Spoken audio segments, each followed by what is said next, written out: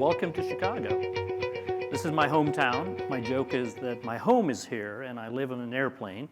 So for the person from Australia, well done. You have my great respect. Look, the goal of our talk today is to share some experiences and stories. I've been in this space for some time now, and we've made a lot of mistakes, but we've also learned a lot. And I'm privileged to be surrounded by a phenomenal team, many of whom are here with me today.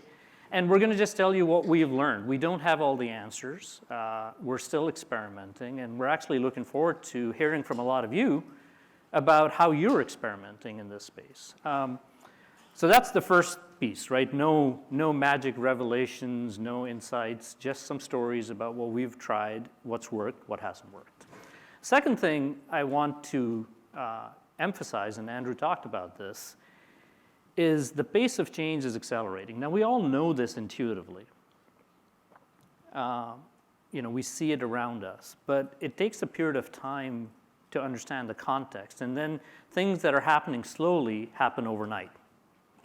But those things didn't happen overnight. They've been evolving for a very long time. So one of the most important things, especially if you are trying to influence an organization bottom up, is to not accept a pace of change that you think is too slow.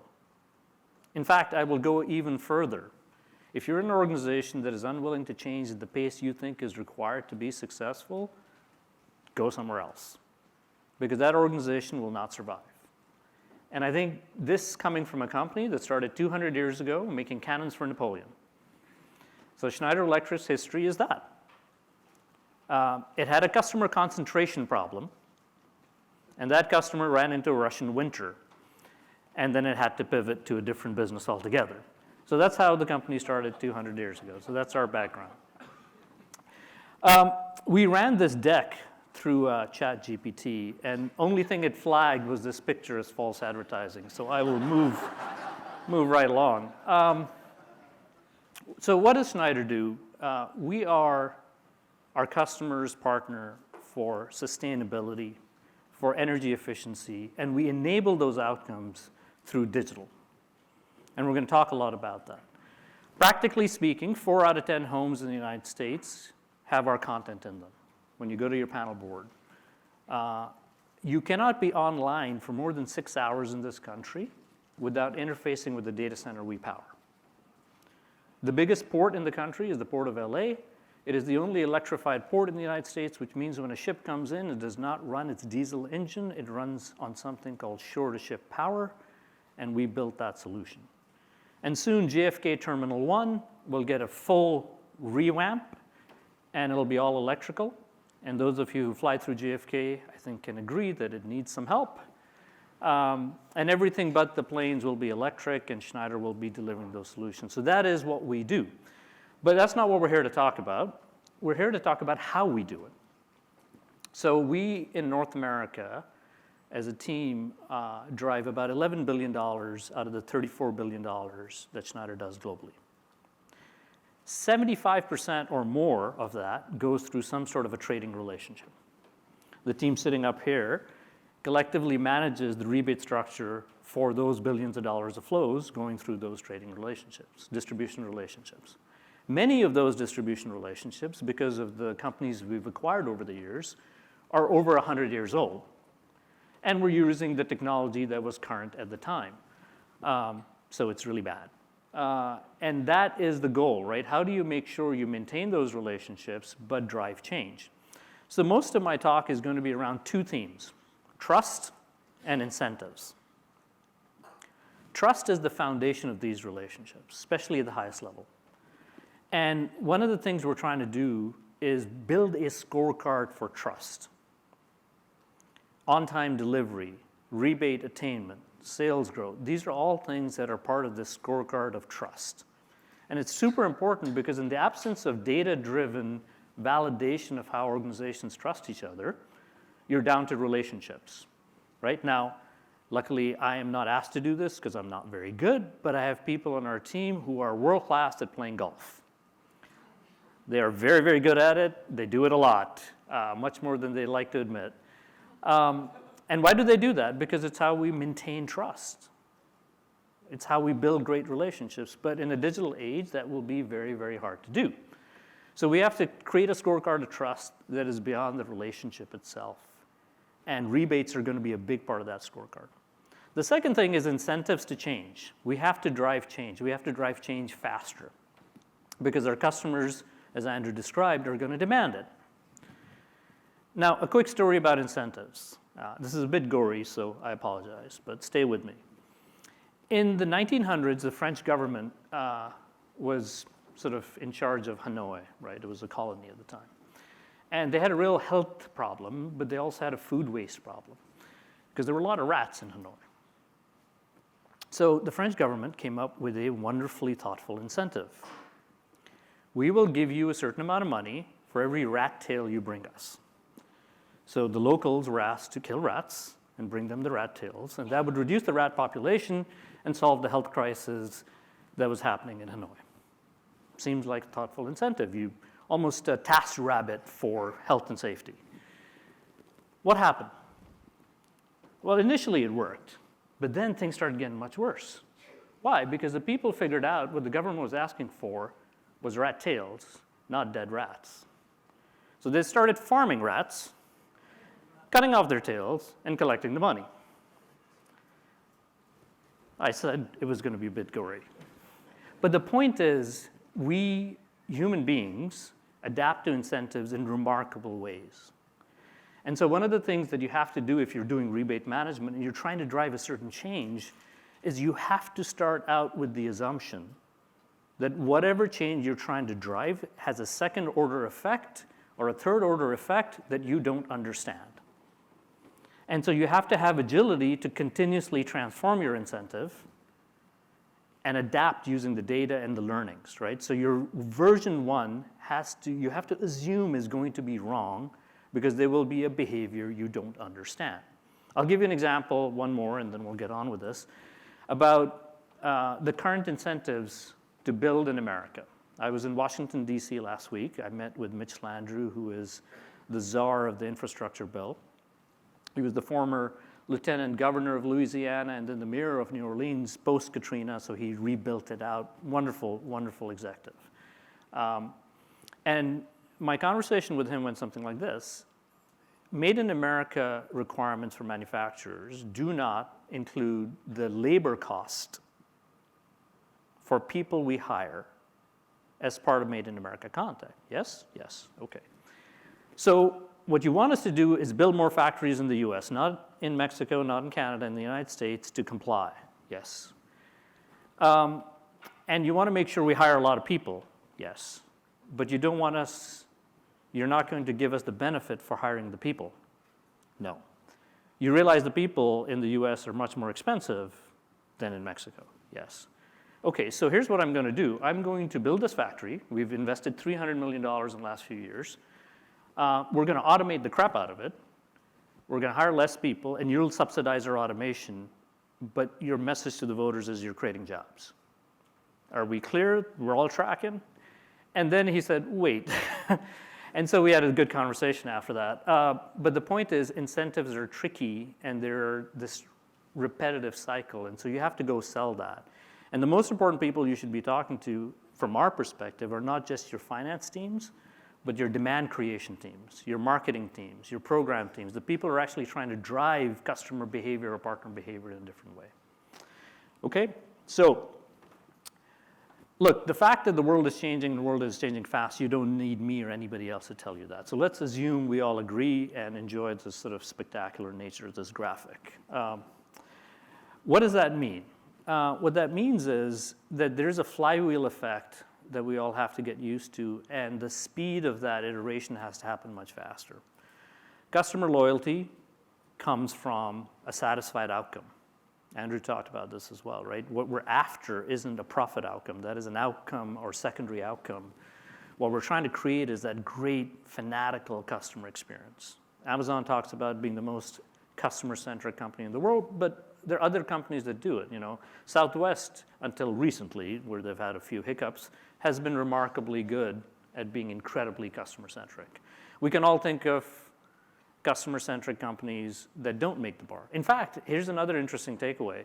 it is easier to remember a bad experience than to celebrate a phenomenal one. So the standard for a phenomenal experience that you remember, that makes you want to do things differently, is very high. The downside for a poor experience is very accessible. So the bar is pretty high. We also want to dive, and this has product development, but it can be service development. How do we make sure that we take that data to create new outcomes, to create new services, to make it easier? And without that information, we can't do that well. And all of this becomes a flywheel. So you start with a great experience, you improve it, you learn, you get that data. And what data could help you figure that out more if you're a manufacturer that works with channel partners than that trading information, that life beat of what's going on. So building these systems are critical to that environment. If you look at the last few years, the last 3 years, I was talking to a colleague we've worked with in different industries, and the last few years changed everything, right? We had this immense moment we started panic buying, because we were worried about supply chains. Anybody in sort of the physical supply chain world will recognize this, right? Now, panic buying toilet paper is one thing. Panic buying infrastructure to build buildings seems a little ridiculous, but we all did it. And why did we do it? Because everybody else was doing it. Now, what if we had the insight to understand, okay, even if everybody else is doing it, maybe we shouldn't. What is different? What is actually happening? It was the fog of the marketplace, the market conditions, the demand conditions, that we all reverted to the most groupthink outcomes we could, right? And that's what happened. And so now we're sitting on a ton of inventory, and we're unwinding from that same cycle. And some very, very smart people, incredibly talented people, did very stupid things, right? The earnings call of Peloton was remarkable. They had one earnings call where they said, we expect this growth to continue at this rate for the next decade. And then a few quarters later, they said, well, it turns out people like going outside, and maybe they're not going to be buying these bikes at the same rate forever. And you can look at their stock price and their sort of earnings outcome. So they're incredibly bright people. You know, why did they do that? Because they were operating without any data. They were operating on base instinct. And they were responding to what was happening without understanding a systems view. They were also looking at data about their own company without contextualizing it to what was happening around them. Those are all the things that allows you to get better at by having that context, which is why we are a user, which is why we are an investor, which is why we believe in the data-driven processes that they're trying to drive. Now, you know, one of the things that we talk about is digital transformation, and digital transformation in every aspect, right? My team gets tired of me saying this, but I enjoy the narrative because it's so simple. All disruptive change goes through 3 phases. At first, it's crazy, then it's dangerous, and then it's obvious. Everything truly disruptive will go through that. So I'm a product of the 1990s, which I'm increasingly realizing is a long time ago.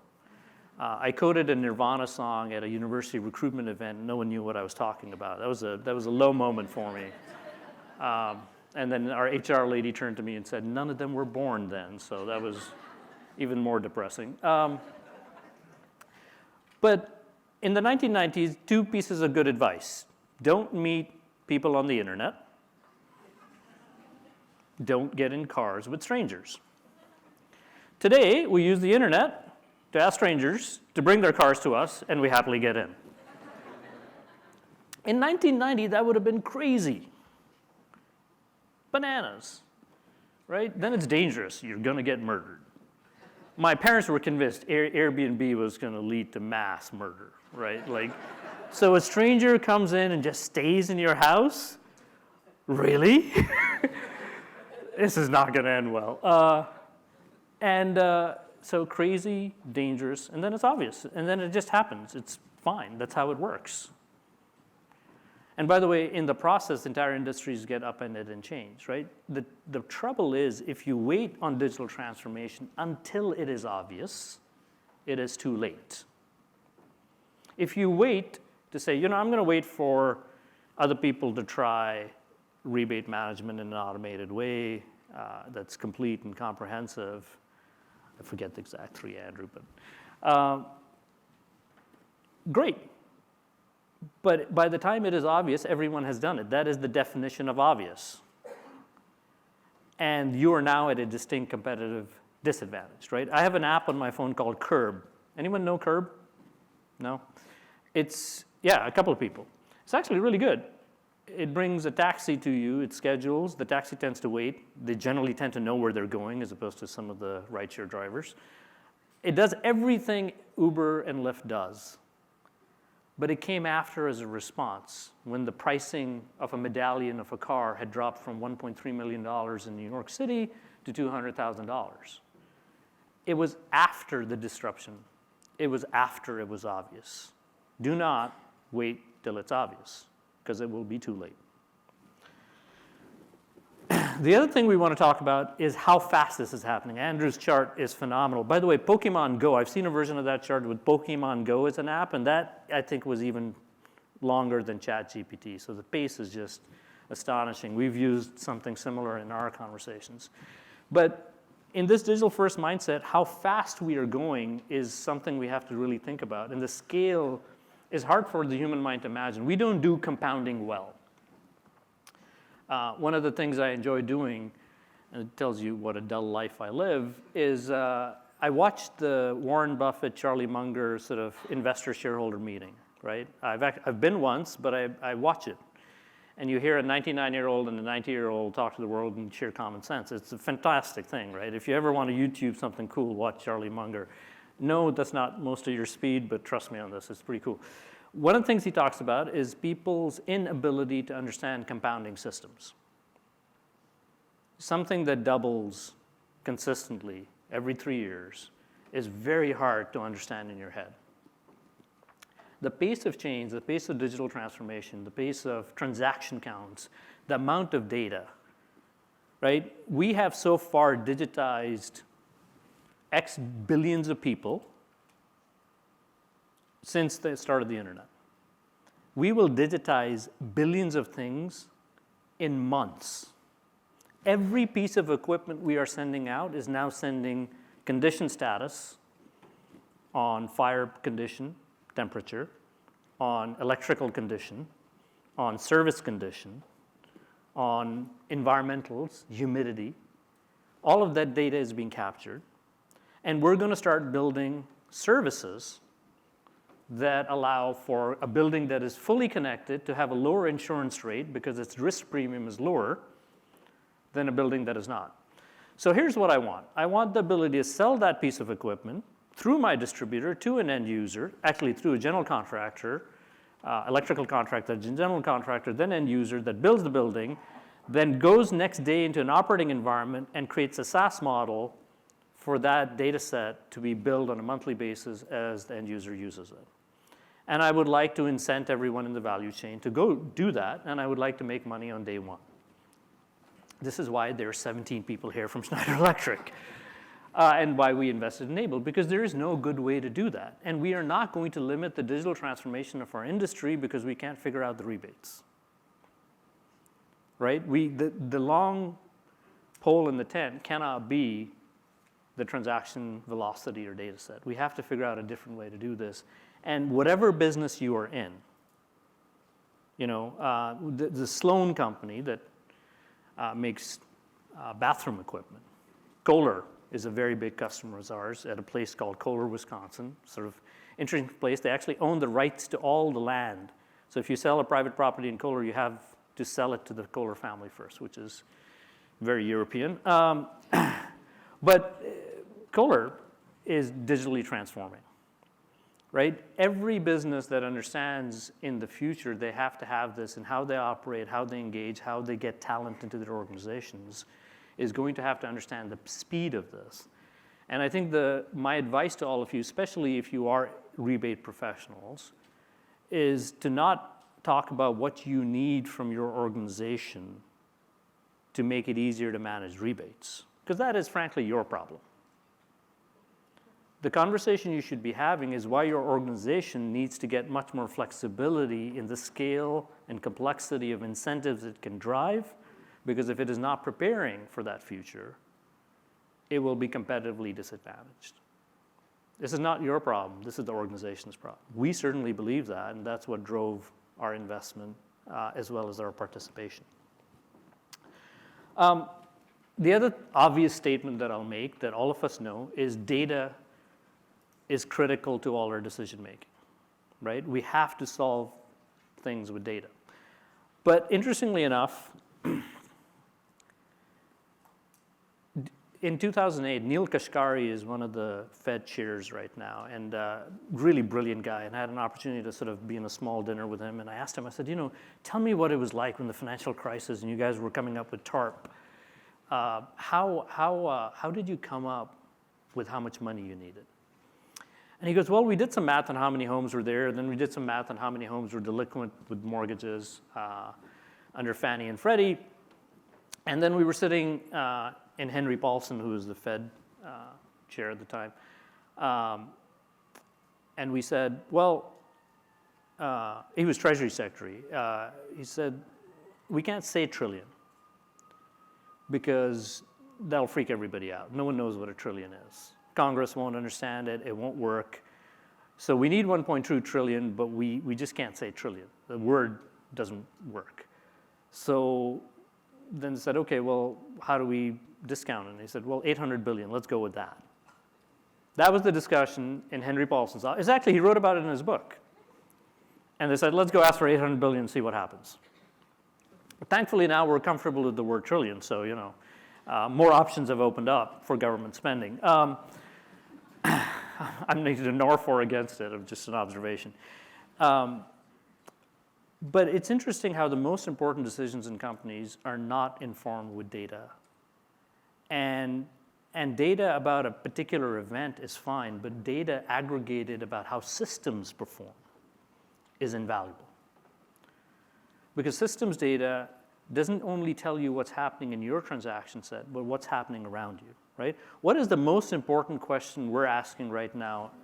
I terrorize this team here to sort of give me insights on this on a daily basis, which is the market slowing down, or are we just comparing to a panic buying high?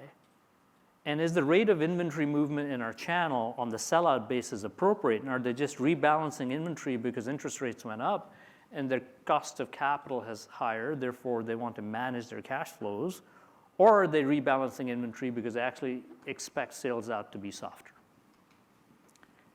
That question is irritating, but I specialize in those. But second, the problem with that question is you can't answer that with just our data.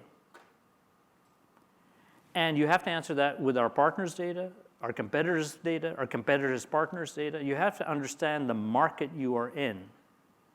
And that's why any system that you go build from a data standpoint has to be contextually aware for you to understand not only what you are trying to do, but what's happening around you. And that context in a trading relationship is absolutely critical.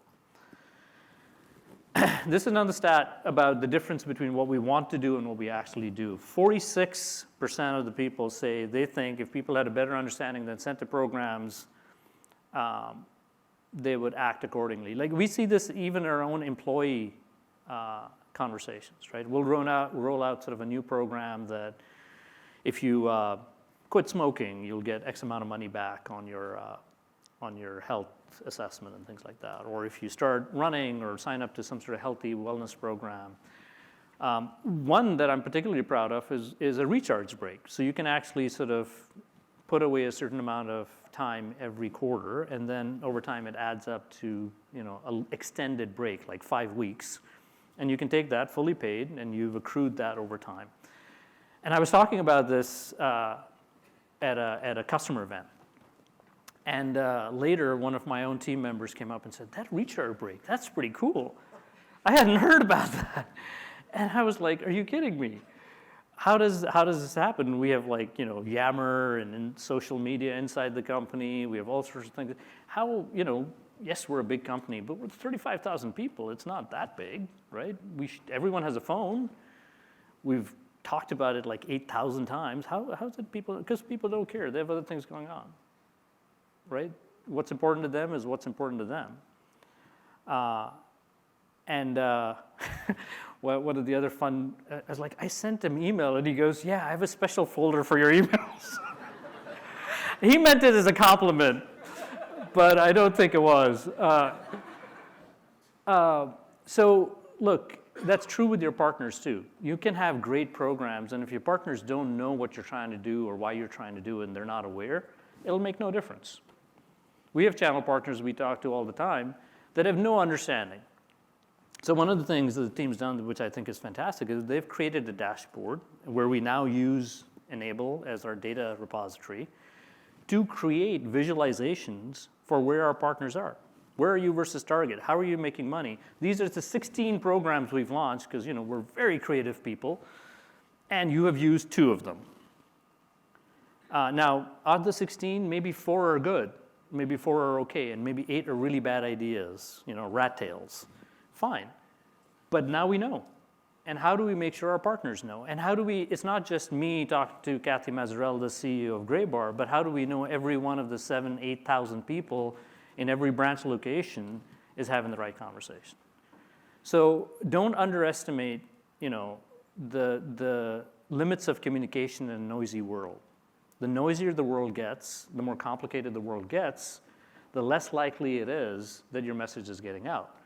And the only way to ensure it is getting to the right people is to make sure that it is available to them on their terms. And visualization and common platforms where everyone can see what's happening becomes super important. Insisting on partnerships in everything we do is really, really important. One of the best, Adam Grant has a great podcast, if you guys are into that. He's definitely someone I spend a lot of time listening to, and he once described a partnership conversation as not you versus me, but you and me versus the outcome we're trying to drive. And I thought that was a really good mental model, right? We used to buy, in fact, there's some procurement professionals in the room, we used to buy the same way everyone buys, right? We would get in a room, crank up the heat, make sure there were no windows, pound the table, and tell them to drop their price, right? In fact, yesterday I was at Home Depot, and I always know if it's a good meeting or a bad meeting, because if you go up, you go to the place with windows, good meeting. If you go down to the basement, be very afraid, bad meeting. So yesterday was a good meeting. And Home Depot is one of our largest trading partners. I'm also on the board of USG, which is a big trading partner with Home Depot. So it was a good meeting. But we used to procure that way. And the supply chain crisis hit, and we went to sort of some of our smaller partners, and we said, hey, we need this much. And they're like, we can't give it to you. Why not? Because we don't want to. What do you mean? Well, we kind of really have never liked you. In fact, you kind of suck. Why? Well, because you come in and you treat us like crap and you beat us up and you buy at the lowest price and we're not even sure it's worth doing business with you. So now that other people want to buy a bunch of stuff and they're much nicer and we're just going to sell to them. That was, and they were not that blunt. They're professionals. But there were a few meetings I came out thinking, what are we doing here? And by the way, it's interesting. We were, who's the bully, who's not, is a matter of perspective. But in some cases, we were 100 times larger. In other cases, we were trying to buy from Intel, and they're 100 times larger, or Microsoft. But in the smaller relationships, the other thing people said to me, they said, look, I'm a family business. This is my family's entire net worth. You're asking me to deploy a bunch of CapEx. You're asking me to bankroll the future of my family. That's a very different conversation. So one of the big pivots we made, and I'm not suggesting that procurement will never have friction in it, but what about a procurement system that looks at collective win-win outcomes? Because ultimately, we still want our suppliers to supply us. We want those relationships to be better. So we actually adopted this principle of fewer, deeper relationships. Fewer, deeper relationships with our suppliers, fewer, deeper relationships with our partners. And then really trying to understand how we could help those partners and suppliers be more profitable. How could we help them shape the type of jobs they participated in, how we bought from them, how we gave them visibility, who carried the inventory at what period of time, Who took the risk? What was the upfront cost of capital? If we had lower cost of capital, where could the float come from? And then all of a sudden, we started having very, very different conversations. And I am personally incredibly proud that we're going to come out of this with deeper, richer relationships, with fewer partners we actually work with, both upstream and downstream, but more sort of tied together in a common outcome of success. And that doesn't mean we won't be demanding, right? If you think that caring for someone and being demanding are mutually exclusive, watch The Last Dance. It's a Chicago thing, trust me on it. But you can be incredibly demanding and care at the same time, right? But if you do it with data, if you do it with insights, if you do it with a common shared objective, it can make a big difference. So one of our big lessons was fewer, deeper relationships, both upstream and downstream, and bringing insights to help make that happen. Which brings us to sort of this idea of having empathy. Satya Nadella, who is someone I admire immensely, brought this idea to Microsoft, right? And I grew up at Dell before I moved to Schneider. And the Microsoft I grew up with, empathy was not the first word you would use to describe them. Even intramurally, right? There was this famous cartoon in the 90s about different org charts, right? So, Larry Ellison and Oracle was like this, right? Just an empire going straight to Larry. Google was like this complex neural network. Microsoft was just organizations pointing guns at each other. So as an insider, he came in, and there's a psychologist, Carol Dweck, who wrote a book called Mindset. And he read this book, and based on that book, he drove a different mindset with his team. One of the stories that people don't know, I mean, a lot of you probably know because you're in the tech sector, but when Satya had his first child, his child was born fully paraplegic. And he writes in his book that he spent the first few years walking around feeling bad for himself, saying, why did this happen to me? And then his wife and other people helped him realize that nothing had happened to him. Something had happened to his child. And his job was to help his child. And his child was given a few years to live. Luckily, he lived till he was 22. Tragically, he died a few years ago. But that whole concept of having empathy, understanding that, look, even if I disagree, even if this partner wants a different rebate than I'm willing to give, at the end of the day, there's a person trying to do a job at a company that is trying to be successful, and they're generally good people, just trying to do their thing. And we can agree to disagree, but we can be very civil about it. We can be very thoughtful about it. And I think that's an idea that's rather old-fashioned, but personally, I prescribe to it. So how can you build systems that have empathy? What does that actually mean? Well, one of the things is, let's say you have a low-performing partner. So you're a manufacturer, and yes, we're all victims of our position in life. So imagine you're a manufacturer. You have a distribution partner that's not meeting their quota. What do you do today? You call them, hey, Amr, we like you guys, but you're really not getting it done, and so we really need you to step it up. And if you don't close the gap, even though it'll be really hard for us, we might have to make some changes. Some version of that narrative, right? That's the message of the risk and threat is very clear in that, but it's not particularly empathetic.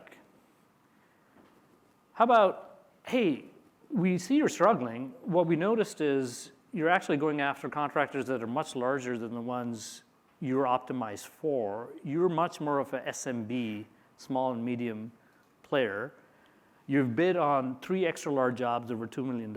You've won none, but your hit rate on SMB is much higher. We highly recommend you pivot to more SMB incentive programs, and we think your win rate can improve. Here's some extra training, and here's a promo. Now, if they still don't get it done, you should fire them.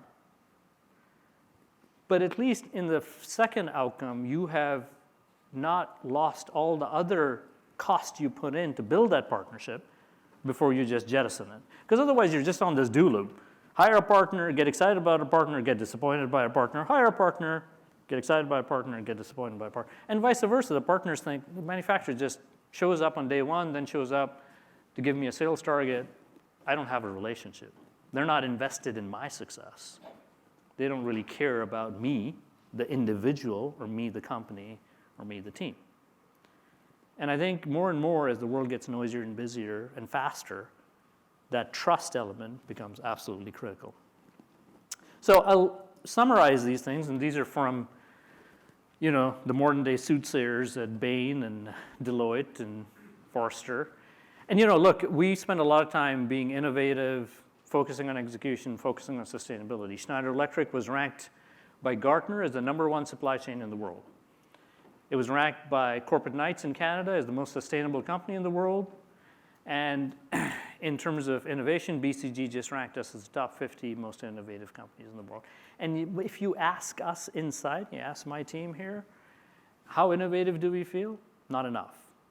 Are we satisfied with the customer experience and partner experience we've delivered in the next 3 years? Absolutely not. We are horrified by it. It is not good enough. And it's not because, we're sort of Elon Musk-like sleep in the factory floor people. No, we all sleep in our own beds. Thank you very much. It's because we care about our partners. Our partners have been our partners for 100 years. Their success is important to us. And we feel we have let them down. And so getting that right is super important. And it's a big part of our culture. And it's a big part of the reason why, even though we have had all the challenges we've had, not a single partner has left us in this period, because they know that we care, and they know that we will do what it takes to fix it, and they know that we're surveying the marketplace to find the best, most innovative ways to fix it, and which is why I'm here, right? Our Schneider Ventures team, Stefan is here in the audience. He's made hundreds of investments. We have $1 billion in our venture fund. This is the only time I've spoken at an event. Not because it's in Chicago, but because I think this actually is so key. Trust and incentives in commercial relationships is going to foundationally change how we work. And whichever industry you're in, I think that can make a big difference. So let me conclude.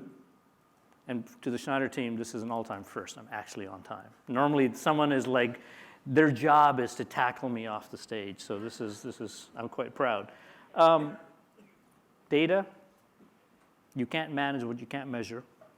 Partnerships, not you versus me, but you and me versus the problem. And empathy, be really invested in their shared success. Those are some of the things we've learned. We're not there yet. Like I said, we know we can be 1% better every day. And if you start with $1 in January 1st and you get 1% better every day, you will have $32 at the end of the year. That's how hard compounding math can be in your head. If you have $1 and you lose some percentage of every day, the most you can lose over 12 months is $1.